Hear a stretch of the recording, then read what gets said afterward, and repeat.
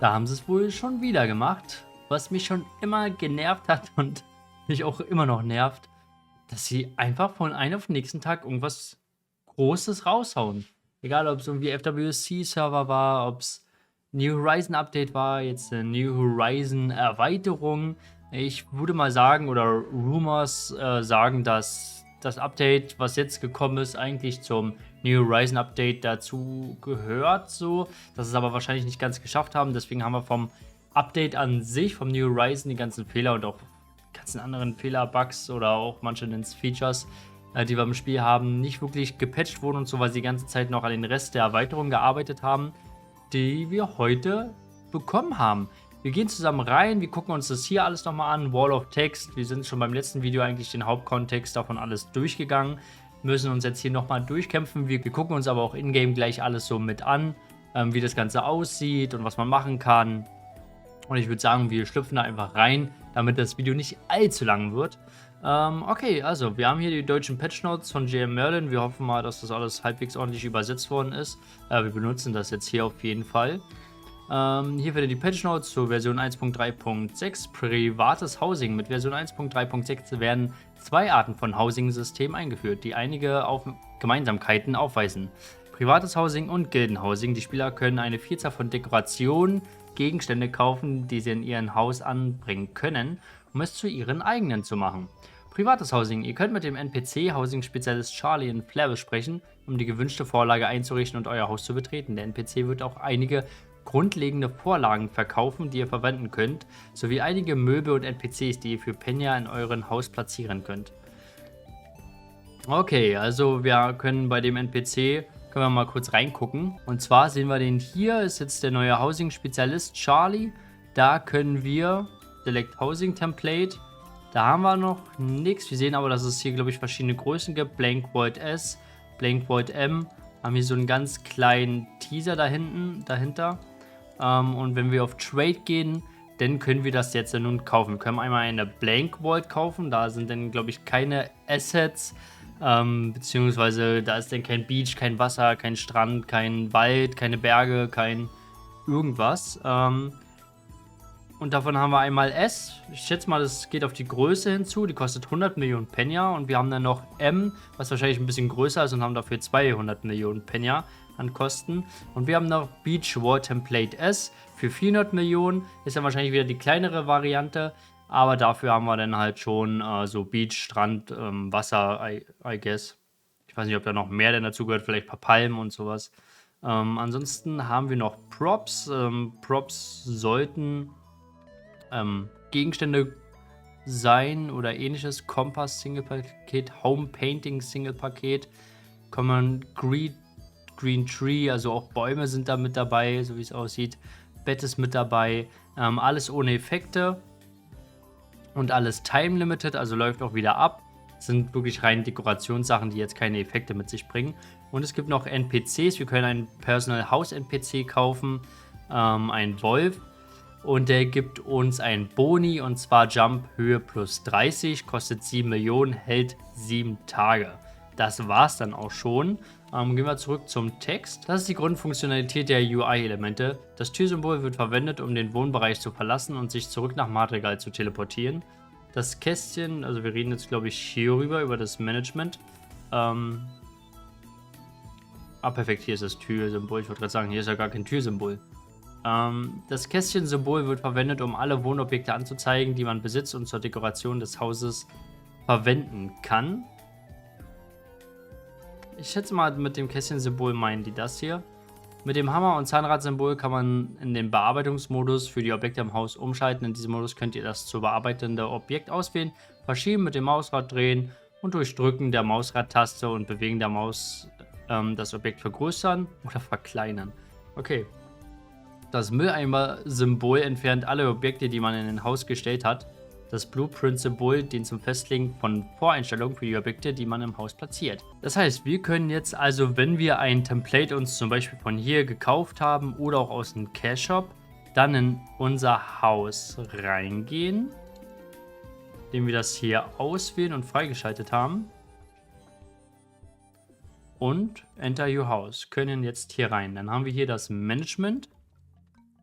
und die Objektenliste. Da gucken wir uns einmal die Objektenliste an. Wir haben jetzt hier noch keine. Entweder kann man die natürlich dann halt bei dem NPC kaufen oder aus dem Cache. Bevor wir da aber jetzt reingehen, gucken wir uns einfach noch mal ganz kurz hier an, was bei der M-Variante, der größten Variante, die es jetzt hier also gibt, man jetzt hier machen kann. Okay, das ist ein Kasten. Hier kann man nicht weiter ran an die Dekoration. Kann man hier ein Board oder sowas benutzen? Nein, ich kann nicht fliegen, okay.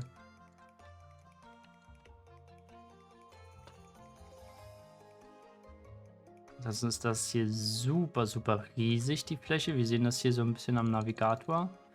Wie groß die Fläche jetzt hier insgesamt ist. Zum Wasser scheinen wir auch nicht hin zu können. Was da ist.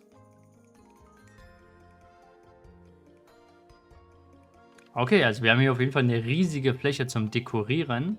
So, und wenn wir ein paar Objekte haben, können wir diese hier aussuchen und dann zum Beispiel hier platzieren. Wie zum Beispiel diesen Baum. Den können wir hier drehen mit dem Mausrad. Könnten den... Wie kann ich denn den vergrößern? Genau. Ja, Digga. Okay, man kann den groß machen, wenn man Mausrad gedrückt hält und dann irgendwie...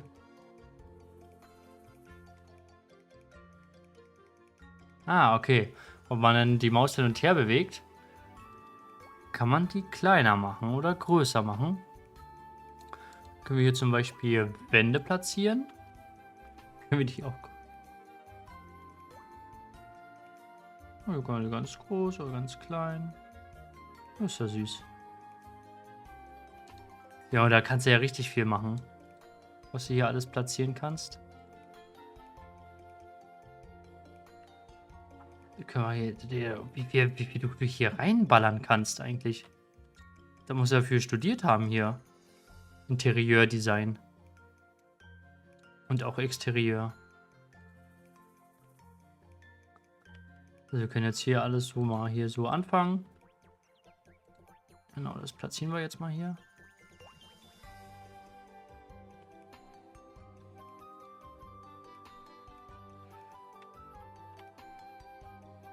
Wir haben auch schon einen Besucher. Ich weiß gar nicht, warum man hier rein. Ich habe ja gar keine Erlaubnis erteilt. Von da aus würde ich sagen, hier kann man schön... Ja, warum ist denn das jetzt weg? Ich will das doch hier platzieren. Ja, das ist aber auch... Hä? So.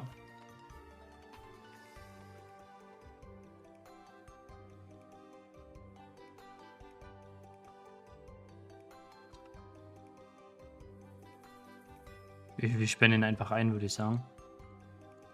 Kann ich das hier machen? So, wir machen hier einfach so. Doch mal ich das hier. So, jetzt rotieren. Mann! Und warum geht das nicht mehr? Den... Nein, wenn ich mich bewege.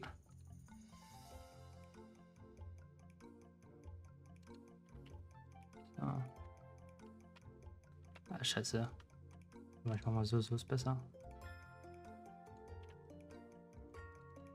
So, achso, warte mal, ich muss raus, sonst komme ich ja nicht mehr raus. Ich sperre den einfach ein.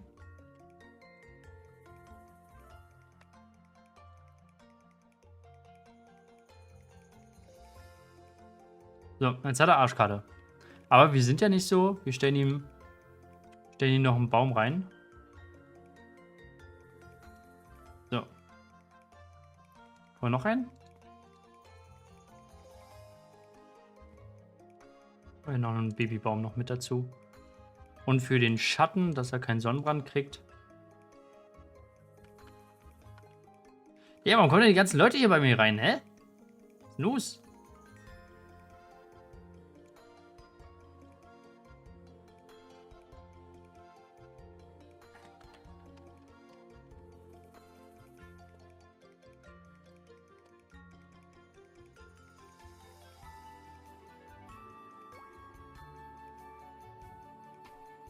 Ja, ich baue die einfach alle ein.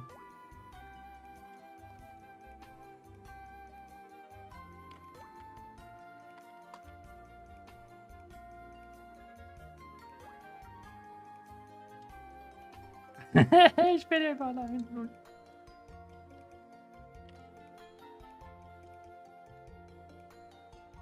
Warum können die da durchlaufen? Nein.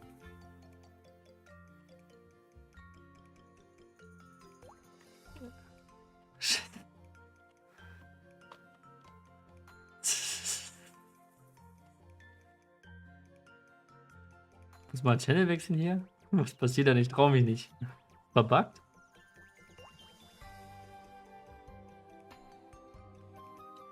Eine Random Maus. Schon? Echt, ja? Wir gehen mal Channel 1. Gucken, was für ein Haus wir kommen. Channel 1, let's go.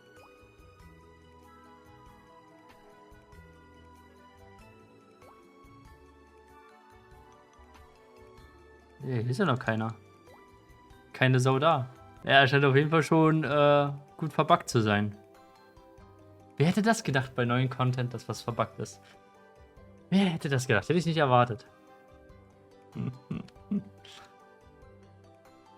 So, auf jeden Fall haben wir da jetzt schon mal ein bisschen mit rumgespielt, mit den ganzen Vorlagen. Für privates Housing habt ihr die Möglichkeit, aus einer Vielzahl von Vorlagen zu wählen, die jederzeit ausgetauscht werden könnte. Ah ja, genau, das haben wir gemacht.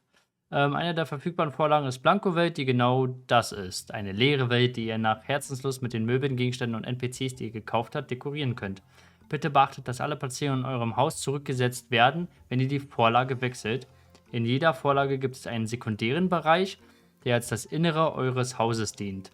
Ihr könnt den Innenbereich durch eine einfache Warp außerhalb des Hauses selbst betreten. Gästebuch. Es gibt auch ein Gästebuch vor eurem Haus, in dem Besucher euch Nachrichten hinterlassen können, und ihr könnt im Gegenzug eine Willkommensnachricht hinterlassen. Besucher können auch "Gefällt mir" in das Gästebuch eintragen und so zeigen, dass ihnen die Inneneinrichtung eures Hauses gefällt. Okay, hier, aber das scheint hier irgendwie keinen zu hören, weil hier ist nämlich kein Gästebuch mehr da. Wir gehen jetzt mal Channel 2 und gucken, ob ich wieder in mein Haus jetzt reinkomme. Und dann gucke ich mal in mein Gästebuch nach. Null, ich kann nicht Channel wechseln. Channel 2? Geht nicht.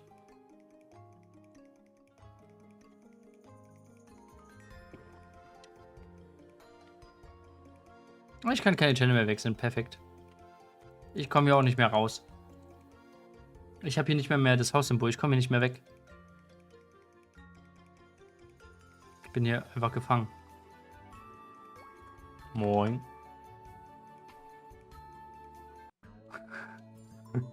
So. Jetzt will ich wieder in meine Hut.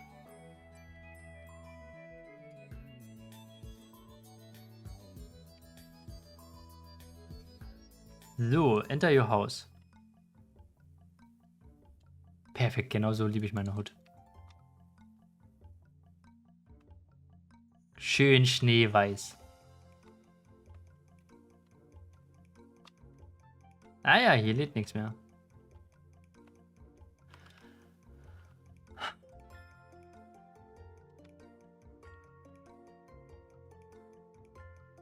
Einfach knust. Das hat einfach...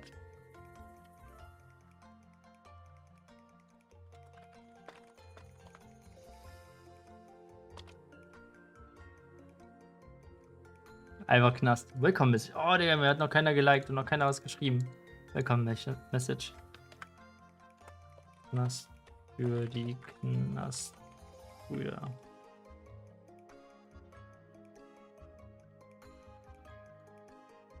Je. Hä? Warum ist Rio wieder raus? Ich habe den da eingebaut. Ah, scheiße, dass man hier einfach durchlaufen kann, ne?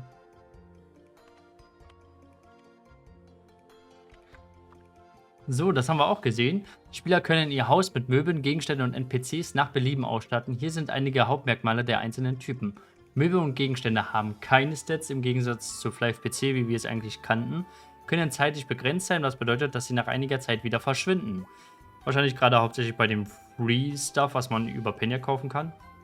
können mengenmäßig begrenzt sein. Das heißt, es steht nur eine bestimmte Menge zur Verfügung, die platziert werden kann, und es müssen weitere Stücke gekauft werden, um mehr zu platzieren. Kann eine Anzahlbegrenzung haben, was bedeutet, dass man nur bis zu einer Anzahl von X dieser Requisiten im Haus platzieren kann. Also du kannst wahrscheinlich einen Baum kaufen und platzieren. Du kannst auch 10 Bäume kaufen und die platzieren, aber du kannst vielleicht nicht mehr als 10 Bäume kaufen.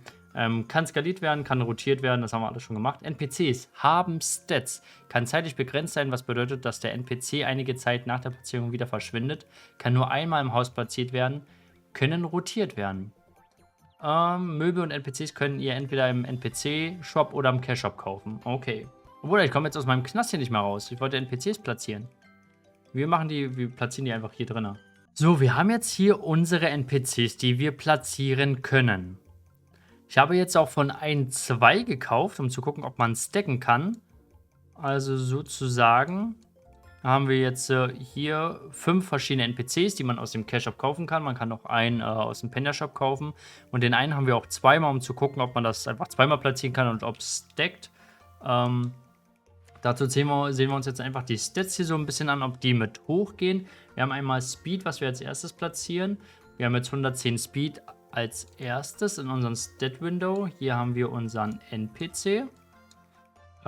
Themas. Den haben wir jetzt unlocked. Der ist eventuell in der Objektliste drin. Bei NPCs. Ah ja, hier ist es. Den können wir den jetzt placen. So. Den können wir jetzt rotieren und auch größer und kleiner machen. Ne, sieht nicht so aus. Okay, den haben wir jetzt hier platziert. Und wir haben jetzt anstatt 110, 115 Speed. Wenn wir den jetzt anquatschen, können wir nichts machen. Okay, schade. Ich dachte, vielleicht wenigstens traden. So. Wollen wir den jetzt aktivieren? Haben wir jetzt aktiviert. Ich hoffe, die 15 Tage laufen jetzt nicht schon ab. Und jetzt haben wir den hier nochmal. Und wir können jetzt hier nicht platzieren. Existiert. Ich dachte schon, wir können ihn platzieren tatsächlich. Okay, alles klar. Dann machen wir jetzt den nächsten. Der bringt uns PvE-Schaden plus 3%. Den müssten wir als neuen Stat dazu bekommen. Wir können auch schon die anderen hier alle. Droprate haben wir hier noch 5%, noch 5% mehr XP-Rate und 3% PvE-Schadenreduktion. Und dann gehen wir hier einfach rein. Themas haben wir ja schon. Dann gehen wir in den Hater rein. Den Hater. Gesellen wir dazu. Dafür haben wir jetzt 3% PvE-Schaden bekommen. Hier ist der Stat. Dann haben wir als nächstes, ich glaube, Droprate oder XP-Rate oder so. Was war denn die Misun-Tante nochmal? Casanova? Müsste jetzt XP sein. Das sehen wir jetzt eventuell hier. Ja, das ist 5% mehr XP haben wir. Und alles ist PvE Reduction. Digga, die kommen einfach hier rein bei mir und sind im Knast. Das ist so funny. Okay, dann haben wir alle platziert und haben unsere Stats dafür bekommen. Aha.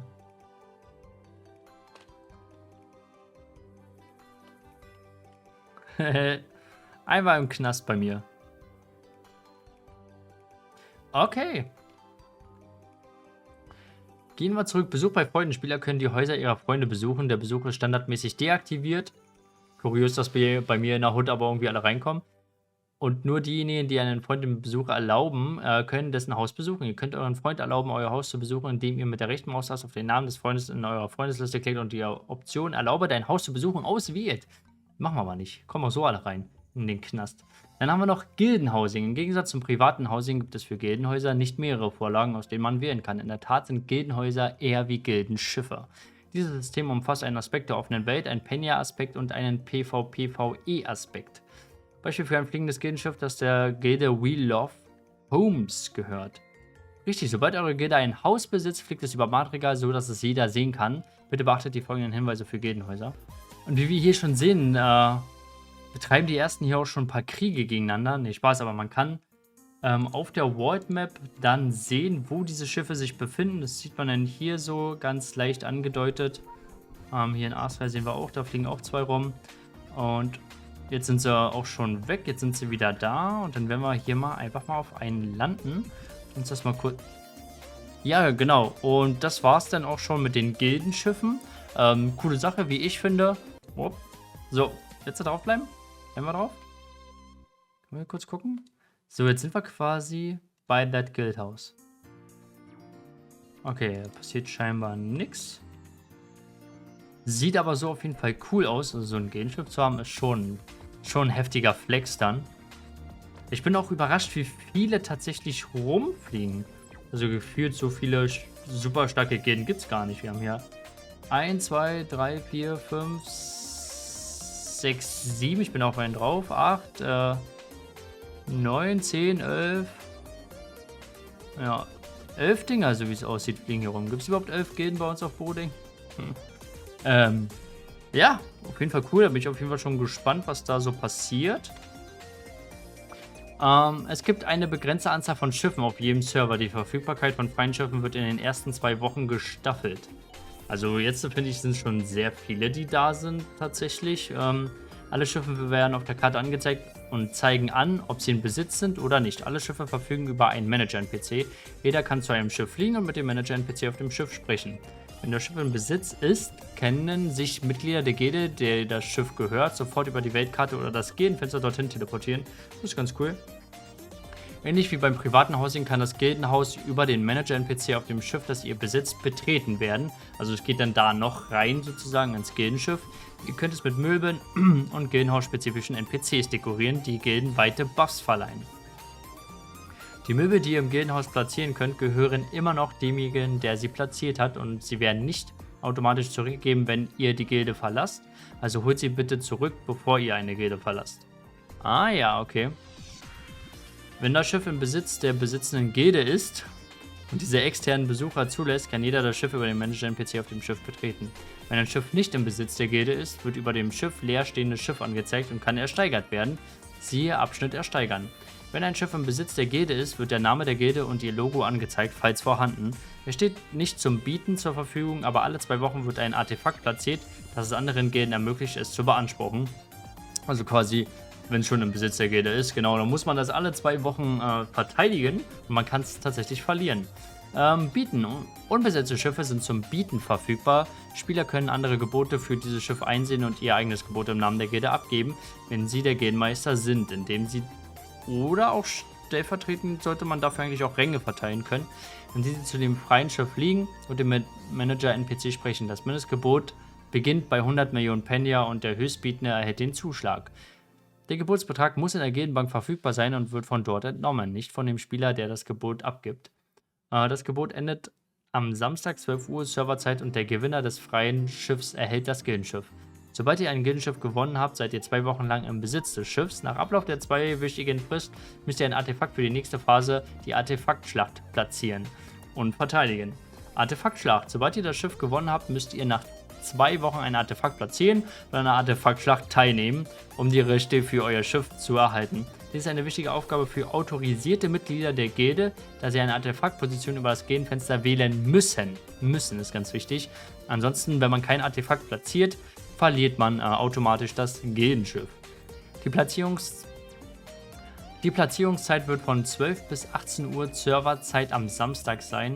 Die Platzierung eines Artefakts kostet 100 Millionen Penya, die von der Gildenbank im Moment des Spawns genommen werden und nicht von dem Spieler, der die Position ausgewählt hat. Wenn ein Artefakt bis Samstag um 18 Uhr in der Woche, in der ein Artefakt platziert werden muss, nicht gespawnt ist, das heißt, die Gilde hat keine Position festgelegt oder nicht genug Penya in der Bank, verliert die besitzende Gilde ihr Eigentum und das Schiff wird frei und steht der nächsten Woche zum Bieten verfügbar. Ich glaube auch alle Inhalte, NPCs, Dekorationen sind dann auch weg.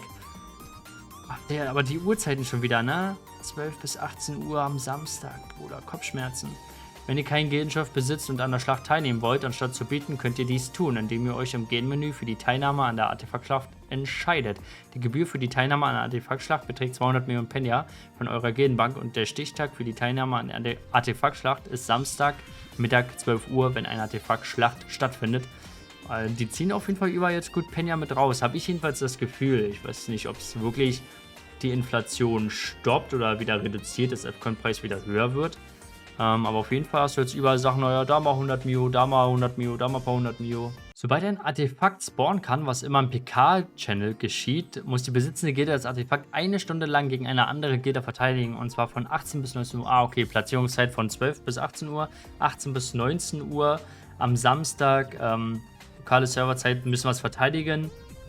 Da ist doch Rainbow Race, oder? Ich meine nicht, dass Rainbow Race jetzt überkrass ist, aber müssen die paar Sachen, die wir haben, die so einmalig in der Woche passieren, sich da schon gleich überschneiden? Warum kann Rainbow Race oder ich finde sowieso 18 bis 19 Uhr Samstag, was ist mit dieser Zeit? Ständig legen die große Sachen, die einmal in der Woche, die viele cool finden und machen wollen, legen die immer auf Samstag 18 Uhr. Digi, es gibt Leute, die haben Familie, die gehen da essen, die machen da noch irgendwas, die sind da noch arbeiten oder sonst irgendwas. Warum kann man das so die Sachen nicht auf 20, so wie Fernsehsendungen das auch machen, Primetime 2015, weil die meisten da einfach dann zu Hause sind, entspannen, ihre Sachen dann nachgehen können. Warum 18 Uhr, 19 Uhr? Ich verstehe es nicht. Mitglieder anderer Gilden können große Kreise auf der Weltkarte sehen, die anzeigen, dass ein Artefakt innerhalb der Region des Kreises gespawnt ist, aber nicht die genaue Position. Sobald eine andere Gilde euer Artefakt findet, müsst ihr sie daran hindern, es zu zerstören, indem ihr sie bekämpft und das Artefakt verteidigt. Wenn ihr ein Artefakt platziert, nehmt ihr automatisch an der Artefaktschlacht teil. Auch wenn ihr die Teilnahmegebühr nicht bezahlt, könnt ihr also die Artefakte anderer Gilde angreifen. Das wird auf jeden Fall lustig, glaube ich, schon. Channel. Aber nicht für die, die es verteidigen will. Für die wird es, glaube ich, gar nicht so lustig. Wenn das Artefakt verteidigt wird, die besitzende Gilde behält das Eigentum an dem Schiff. Die Besitzergilde erhält 50% des gesamten Preisgeldes, geteilt durch die Anzahl der teilnehmenden Gilden. Das gesamte Preisgeld ist 50% der Summe der Artefaktplatzierung und der Teilnehmergebühr. Wenn also zum Beispiel 20 Gilden ein Artefakt platzieren und 30 Gilden an der Schlacht teilnehmen, beträgt das Gesamtpreisgeld 2 Milliarden plus 6 Milliarden mal 50% sind also, oder durch 50% sind 4 Milliarden. Wenn ihr das also verteidigt, bekommt ihr 50% des Preisgeldes geteilt durch die 50 Gilden, also 40 Millionen. Hä? Okay. Wenn das Artefakt zerstört wird, die siegreiche Gilde erhält das Eigentum an dem Schiff. Die siegreiche Gilde erhält 25% des Preisgeldes. Es gibt keine Begrenzung, wie viele Artefakte ihr zerstören könnt, und ihr bekommt das Preisgeld jedes Mal. Aber ihr bekommt nur das erste Schiff, das ihr erhaltet. Beachtet, dass bei einem Besitzerwechsel eines Schiffs alle Requisiten und NPCs entfernt werden und es im Grunde ein leeres Haus ist. Ja, ist schon klar, würde ich sagen.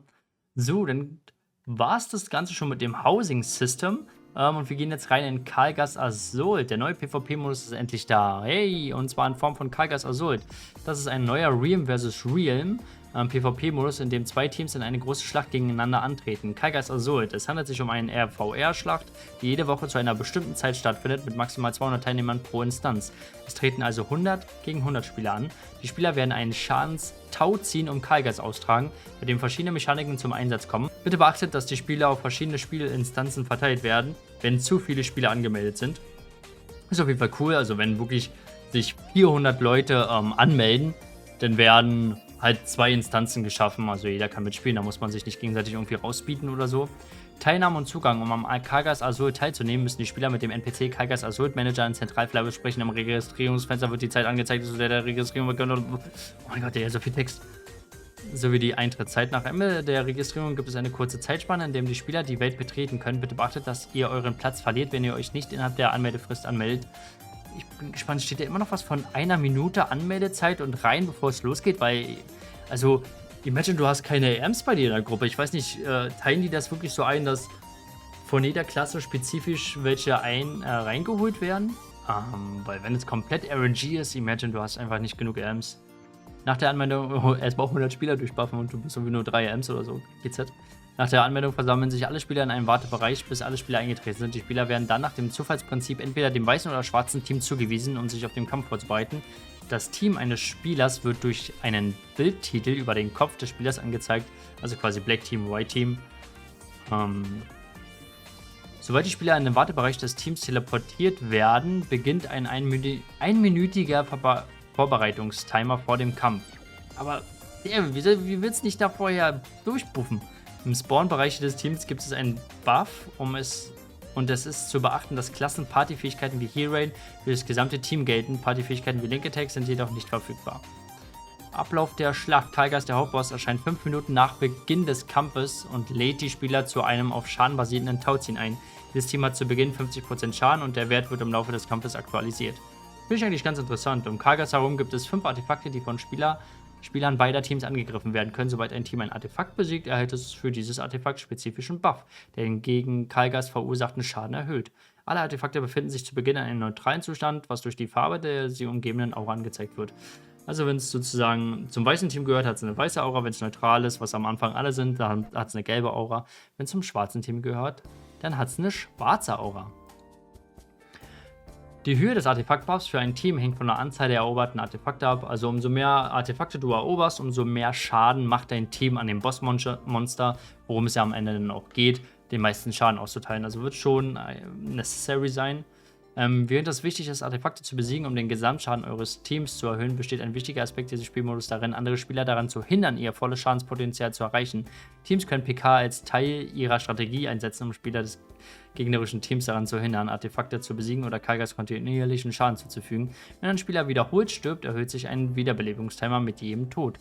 Der Respawn-Timer erreicht ein Maximum bei 60 Sekunden, also wir haben auch einen Respawn-Timer.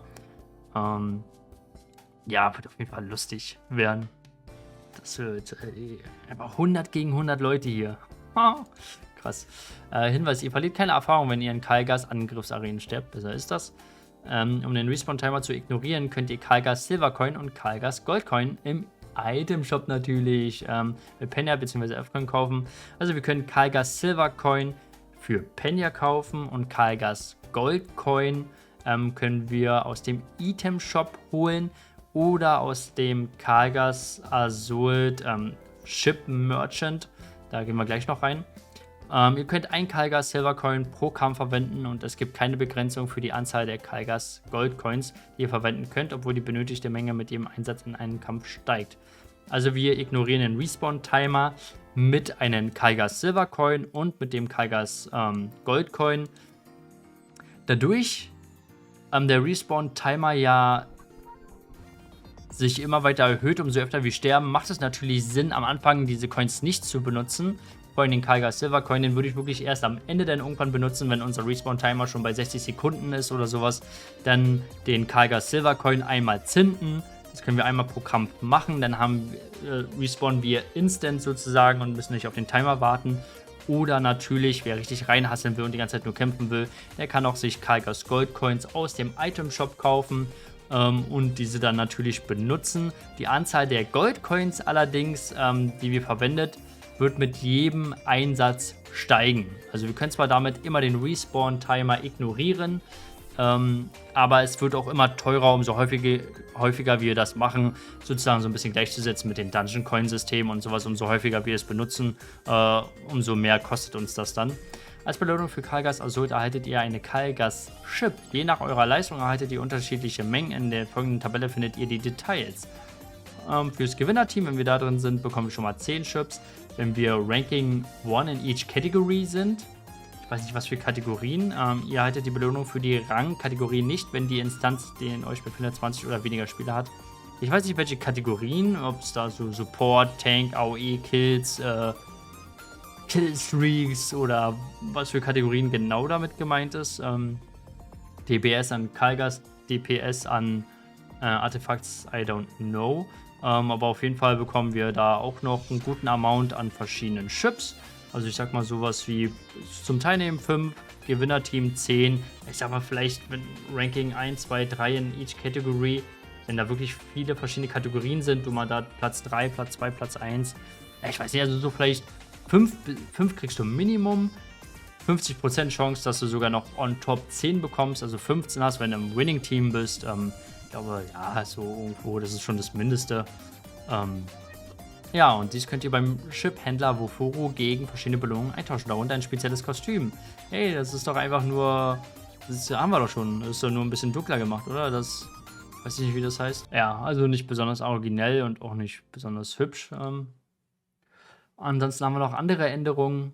Leider nichts weiter großartig dabei. Bugfix ist wohl ein Problem, warum das dazu führte, dass Rip-Post-Reflex-Status unter bestimmten seltenen Umständen keine Vergeltungsschaden verursachte oder fehlschlug. Und weil sie es natürlich so gut gepatcht haben, haben Leute auch schon gleich einen Bug-Report gemacht. Und zwar hat hier einer das 150er 1v1 Blade Set, das teure neue vom Beast King Khan, was dieses Repost Reflex als speziellen Effekt hat. Und wie wir sehen, haben wir hier noch einen Ringmaster, der im PvP nur mit seinen Händen auf ihn raufhaut und ihn einfach mal 15k reinkötet und direkt umnietet. Und ich weiß nicht, was sie da gepatcht, gefixt haben, beziehungsweise auch nicht gefixt haben. Auf jeden Fall sind alle, die dieses Set jetzt tragen, dieses super teure 1v1 Blade 150er Set aus The Wilds Dungeon, quasi One-Shot. Egal, was irgendwie Levin, Giant Hunten machen, alle One-Shot. Gala at its best. Also hier beim Ship Merchant können wir auch sehen, da haben wir jetzt den neuen Reiter Karlgas, Coins, Exchange, bliblablub. Und zu meinem Surprise gibt es hier einmal auf jeden Fall die Karlgas Gold Coins, okay, zum direkten Einstieg. Ich weiß aber nicht, ob sich das wirklich lohnt. Aber was gar nicht so bad ist, für 30 Karlgas Ships können wir Shining Orichalcoms rausziehen. Und Ultimate Orb, okay, aber Shining Orichalcoms. Und da merkt man aber auch so ein bisschen, dass Gala keine Ahnung hat, würde ich behaupten, wie die Marktsituation auf den Servern ist und sowas alles, dass wir für 30 Karlgas-Chips ein Shining Orichalcum, was ungefähr so zwischen 500 Mio bis mal 1,2 Milliarden Penya wert ist. Und auf einem ähnlichen Niveau mit 32 Karlgas-Chips haben wir einen Scroll of X-Protect, was ist das wert? 15 Mio? Also kostet 2 Chips mehr, 15 Mio wert. Und hier 30 Chips, ich sag jetzt mal einfach 1 Milliarde wert. Und hier denn noch die Amplis hier für 45 Karlgas-Chip.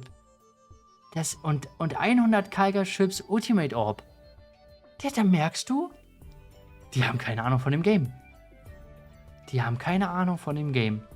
100 Karlgas-Chips für einen Ultimate Orb. 30 für einen Shining Orichalcum. 32 für eine Protect-Rolle. Da brauchst du nichts mehr dazu sagen. Dann merkst du, die haben keine Ahnung.